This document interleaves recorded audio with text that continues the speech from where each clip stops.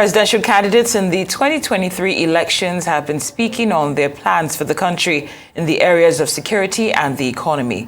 Peter Obi of the Labour Party, Rabiu Musa Kwankwaso of the New Nigeria People's Party, Kola Abiola of the People's Redemption Party, and Ifeanyi Okowa, who represented Atiku Abubakar of the People's Democratic Party. They all spoke at the first in the series of the town hall meeting organized by Arise News in conjunction with the Center for Democracy Development, CDD, and other partners. Arise correspondent Punami Rimam Benjamin has this report. It's the first in the series of town hall meetings for presidential candidates contesting the 2023 elections holding in the nation's capital, Abuja. 4 frontline presidential candidates are here to provide an insight into their plans for the country if elected in 2023. Addressing players from different walks of life and critical sectors of the economy, including organized civil society, the candidates state their position on how to address the deteriorating insecurity across the country. There's a need to go back and address our security defense architecture. It's always been us going out of our architecture to run defense and run security. And that's why the whole thing has collapsed to date. We need to go back and address that. We keep talking about faults in the system, but the truth of the matter is that we have never actually implemented the system itself. At PRP, we intend to go back, look at that system, and make it work the way it should work. We have made adequate arrangement to have about 1 million military, army, air force, and navy. And with that, we believe we are going to take over every square meter of our land in this country. Police, 230,000 at the moment. We want to also make it to about 1 million. There was a failure of processing and giving due attention to intelligence, which I would have promptly dealt with. If I was Commander-in-Chief, we would have acted swiftly, and throughout that process, would have remained in communication and at least showing consistent empathy to the families of those that are involved. Obviously, we need more boots on the ground. There's no doubt about that. That would definitely require more persons. But the approach to it with the pen, yes, add some more. But in the medium term, we must be looking at devolving the police force such that the states should be able to have their own police and operationalize their own police. The candidates also explained how to fix the economy, huge unemployment figures among the youth, deteriorating value of naira, oil theft, and the dying manufacturing sector due to epileptic power supply. We are going to stop anything that has to do with the stealing, from the villa to civil servants to contractors to all our assets, including the oil itself. We have so much that is happening in this country. The records that is available to us, we have seen even solid minerals being shifted or transported out of the country on a daily basis. You can't borrow money to do subsidy, because at the moment we are borrowing for everything. Every capital expenditure, even for the subsidy we are borrowing. So that's not the pathway to go. We must find ways of generating more revenue internally, and all those things that are no longer functional, government enterprises that are not functional, that ought to be making profit, we need to send it to the private sector. We have to not just look at debt from our foreign debt and the foreign exchange part of it, but also our domestic debt. We have a huge domestic debt in Nigeria. Collectively, we're looking at that figure, he said, 1.1 trillion. We need to look at that debt. How are we going to fund it? We have to make sure we have a strong capital market to do that and make it tradable. If there's need to borrow, I'm not against borrowing, I've always advocated it. You borrow for production. If we borrow for production, then we would have been better off today, even servicing our debt. So I will do whatever it takes to ensure that we bring a balanced budget and strictly borrow for production, which will grow the economy and be able to pull people out of poverty. The candidate of the All Progressives Congress, Bola Tinubu, was absent at the town hall meeting with no representation. Punaraman Benjamin, Arise News.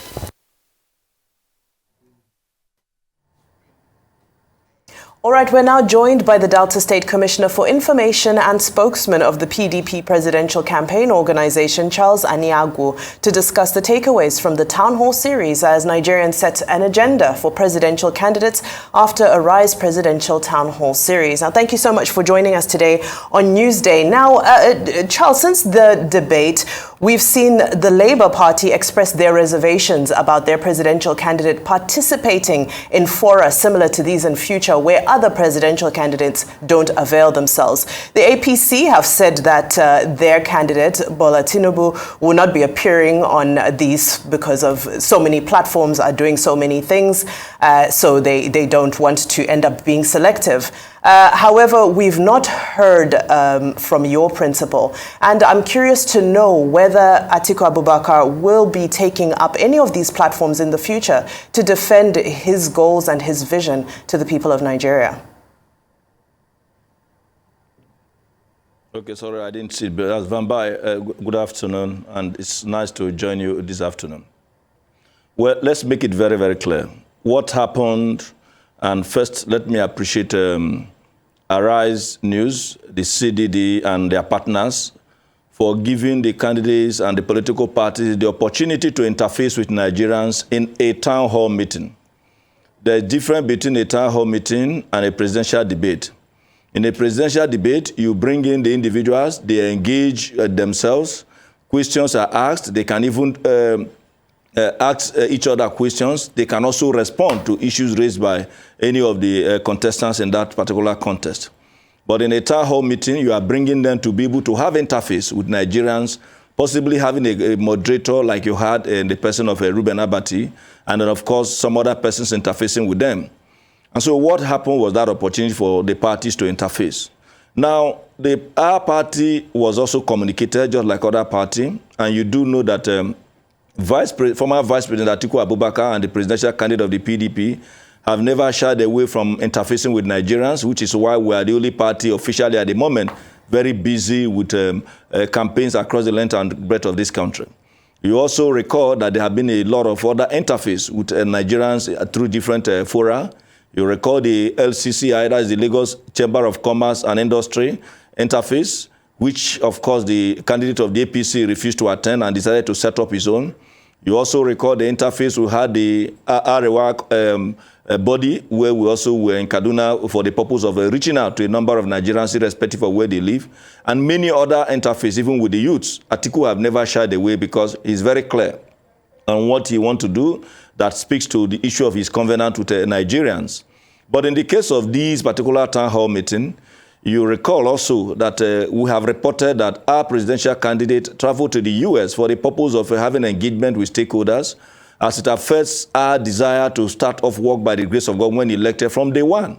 And that interface centered on how to impress it upon the U.S. and other developed countries to support our country legitimately for the purpose of having a very credible and fair election, the need for them to also have a buy-in in our own desire to indeed recover our economy from where it is at the moment, the need for us to bring back education from the challenges that we're encountering at the moment, and of course the need for us to deal a dirty blow on the issues of insecurity, which has of course strengthened a nationhood to its very foundation. These were the reasons why Atiku and some other members of the party were in the U.S. Shortly after that, he also had cause to travel to a very scheduled meeting in Morocco. All these things happened, and at the time we were planning it, we never knew we were going to be invited to this. But when they wrote, we accepted as a political party. He was very much willing, but it just happened that the thing was happening at the time he was also airborne. And because of the respect we have for Nigerians and those who organized this event, it became very, very obvious that we needed to have representation. And of course, the Supreme Court was very clear when he said that the president and the vice are Siamese twins, which is why the Constitution made it clear that your candidacy cannot become valid until you have a running mate. And beyond that, we also got back to the organizers and told them, please, our presidential candidate loved this event, we want to be part of it, but at the moment he is not yet back in the country. And we don't want to lose this opportunity of reaching out to Nigerians. Can we please, in line with the fact that the president and the vice president are one and the same, ask the vice president to come, because he also understands the agenda of the party and the candidacy of Atiku. And the organizers agreed. And that was why our own vice presidential candidate and governor of Delta State came to that arena for the purpose of letting Nigerians know what we have in stock, and not for the purpose of grandstanding with any other presidential candidate and otherwise. It wasn't a debate. It was to interface with Nigerians. So if any political party is shying away from reaching out to Nigerians because they felt they didn't carry the day in the course of that interface with Nigerians, well, so be it. For us, at any given time, we are invited and we have the time to reach out to Nigerians that we aspire to govern. We will take advantage of that particular invitation. And Cynthia and Vambai, don't forget that there are a number of other institutions that continue to invite these candidates. So perhaps by the time you are making your arrangement, the political parties also have their other engagements. There is a possibility that at all times, the presidential candidate may not always have the time to be where they want him to be. And as a political party that have respect for Nigerians, we will want to take advantage. And the best thing we could do in that circumstance is to ensure that while the presidential candidate is busy somewhere, the vice presidential candidate, in line with the Siamese strings principle of the Supreme Court, will make himself available, and we will not shy away from that. We don't want to join issues with any other political party that is running away from having to deal with issues. Perhaps their desire was to come and tell lies, and they didn't want anybody who would want to refute it. Okay. But good enough, Senator Okowa gave a good account of himself, and then dirty blue on some of the issues that were not in line with the truth. Well, thank you, Mr. Aniagwu. Let's speak on the issues now. Of course, the focus was on security and the economy. I'd like to know your thoughts on how those were addressed by the candidates. Do you think proper justice was done? Because, we have seen quite a number of reactions saying that they were, they were analyzed properly and that they delivered as expected. But I'm just wondering what your thoughts are on how that went based on the issues that were discussed. Well, beyond the fact that I may not be a better judge for the other political parties, I want to say that in that context, it was very clear that the PDP is the only party that's very much prepared to deal with the issues. There is, of course, at the moment, a covenant with Nigerians, which is the manifesto of the PDP presidential candidate. And in that covenant with Nigerians, a number of those issues have also been very well addressed. You could see the other political parties were moving from one place to the other, while Okowa was very, very steadfast on the issues. And what are the issues with respect to security? Atiku in that covenant, which Okowa very, very succinctly was able to put out, has made it very clear that there are 8 thematic areas he wants to employ for the purpose of dealing with insecurity. One is the need for us to increase the number of policemen and, of course, other security agencies, which is why Okowa talked about having more increment in the boots on the ground. Of course, you know what that meant. Another is for us to have a presidential initiative for a purpose of addressing the welfare of the people, which is why Okowa was also able very clearly said that we need to be able to pay them what will make them to become much more committed to the responsibility assigned to them, which of course speaks to the need for us to have our eyes closed when we are sleeping and sleep very, very comfortably and possibly snore and dream of better country. And then another issue is the need for us to have what we call interface with both state and non-state actors. That is also very, very clearly stated in that particular manifesto, tagged my covenant with Nigerians. And Governor Okowa was very, very clear on that in the course of that town hall meeting. Then, of course, he was also addressed the need, he also speaks to the need for us to bring engagement, training and retraining. And in doing so, we take cognizance of the diversity of this country. All that are also very well captured in that manifesto. And then, of course, not forgetting the need for individuals to be appointed on the basis of competence and capacity. Atiku is very clear on that, and Okowa was very much able to put that out in the course of that town hall debate, that town hall meeting. And so when you look at the issues, he was very clear. The others were moving from one place to the other because they don't want to say something that they have not prepared. You saw what happened with respect to particularly the Labour Party. What they wanted to do leaked out. But there is a discrepancy between the Labour stance, where they have been able to present their charter of demand to their candidate. And their candidate knows very well that he cannot flow with that charter of demand. And that is why you see that the heat that was on and the vibrancy of that party is dying down, because we have now come to where we need to begin to eat the food. So the time for us to see the seed in a very poorly pounded yam is where we are now. The PDP, which today is the good old party, it has, of course, learned from its mistake, is beginning to make progress with a view to recover our country from where we are today. So, strictly speaking, Senator Dr. Ato Ifeanyi, governor of Delta State and the vice presidential candidate of the PDP, was not only able to give a good account of himself, but was very clear on the desire of the PDP to indeed bring back Nigeria to winning ways by the grace of God when it's come back to power, when it returns to power in 2023. Now, so, I'm glad you made mention. In one line, PDP got the day. Now, I'm glad you made mention to that Labour Party manifesto that leaked, because what it highlights is that, although, yes, you've rightfully pointed out some of the points that were made by one of the candidates or representative of the candidate of the day, there were several shared ideas. So, for example, when it comes to increasing boots on the ground, as Governor Okowa put it, Senator Kwakwanso also spoke of boosting the security forces. So there were various shared ideas. Now, having said that, an election is not won on eloquence. There are a number of other things that contribute to what leads people to win an election. Now, when we look at a situation like what we have now, where the manifestos are more or less similar and the gentlemen are more or less equally eloquent, in your opinion, I'd love to know what are the traits that will separate the winners from the losers at the 2023 polls?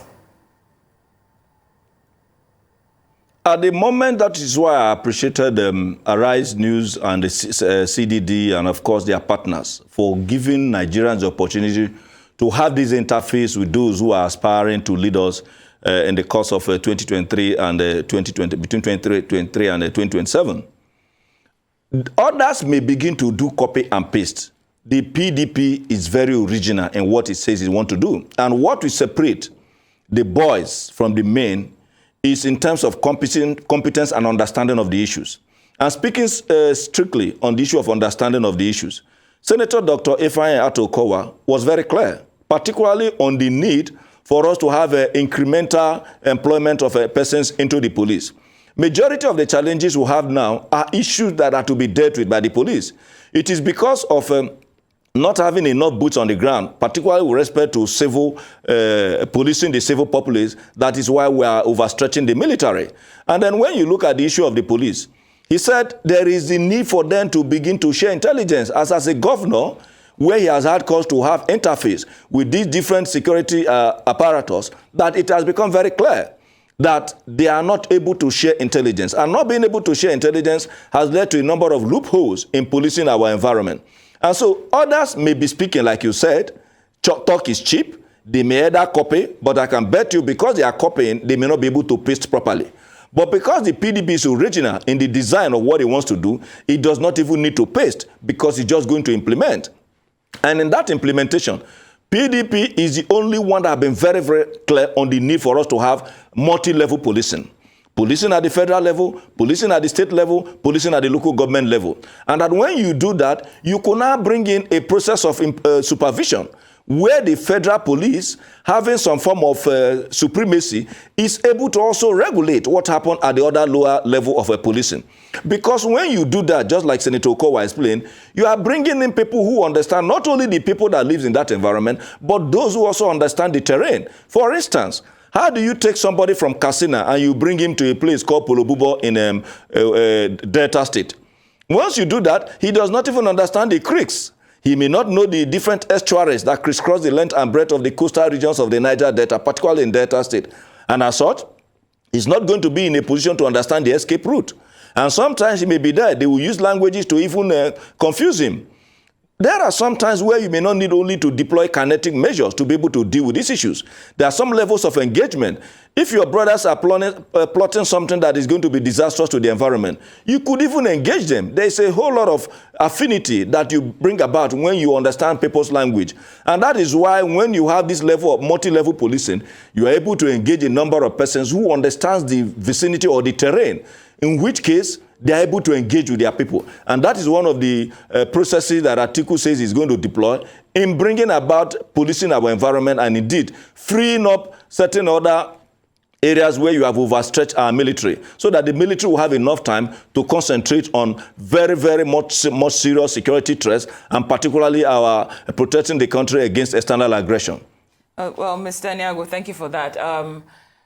As you rightly know, the presence or the representation of the PDP presidential candidate by Senator Ifeanyi Okowa, it actually caused quite a ripple. There are some who were thrilled with the fact that Atiku was represented by his vice, and then some that were actually offended, saying that it should not be a by proxy situation, up to the point where even some of the headlines in today's newspapers show that some of the presidential candidates have said that they will not grace any future town hall meetings or similar gatherings if there's by proxy representation. Looking at all the ripple effects of this, I'm wondering if your party would still be looking to explore that option of by proxy representation should something, or when the next series like this occurs, whether it be on Arise News or somewhere else. Well, first, I've made it very, very clear there was not like proxy representation. Okowa is part of that ticket. That is very clear. And then secondly, they were not coming to talk to Atiku. They were coming to talk to Nigerians. When they go for their political campaign, do they go with Atiku Abubakar? Don't they go alone and talk to Nigerians? They were not coming to debate. If you are coming to debate, in which case you are asking the man question and the man is asking you. Of course, you notice what happened there. It was not a question of anybody having to have a rebuttal. And my leader in this profession, somebody that I also learned so much from, Ruben Abati, was very clear in his introductory remarks that this town hall meeting is not for the candidates to begin to ask each other, one another questions. That is for them to state what they want to do so that Nigerians will listen to them and let Nigerians ask the questions. And you saw that the question came from those who are in the hall, those who are partners, and from Ruben Abati. And of course, you remember that Bismarck Rwanda also featured very, very, from Lagos. So we must draw the difference. Why I don't have any challenge with members of, not even some, it was actually members of the obedient movement that were the ones raising the issue. Why I don't begrudge them is because, most of them are just coming into the political terrain for the first time. So they don't even understand that the president and the vice president are Siamese twins, very clearly put by the Supreme Court of the land, that you cannot separate the two. And so if you cannot separate the two, we must not begin to sow a seed of discord, to begin to say that the president cannot allow the vice president to perform certain function. I'm happy with Rabiu Kwankwaso, a man that understands the politics. I said, no, we can't begin to do that part. Peter Obi, the candidate of the Labour Party, in trying to please his base, was trying to say there is a difference between the president and the vice president, and he made reference to the issue of a commander-in-chief. And I asked myself, does it mean that Peter Obi, Mr., is not aware of the constitutional provision? Our constitution makes it that when the president is not available, the vice president assumes totally all the functions of the president, including being the commander-in-chief. You recall not long ago, Oshibajo was the one who changed the head of the DSS as commander-in-chief when our president was not well disposed in the course of time. That in the course of time, you have some infractions where the president failed to transmit power, which is why the National Assembly, in amending our constitution, particularly I think section 154, did provide that 2 weeks, if in the event that the president is not able to transmit to the National Assembly the need for him to, the vice president, to take over fully, the National Assembly naturally will activate that section without even a letter coming from the president once it's up to 2 weeks. So you cannot just say because once in a while presidents or leaders make that mistake, are not able to do the right thing, and you begin to use that as somebody who is aspiring to lead our country.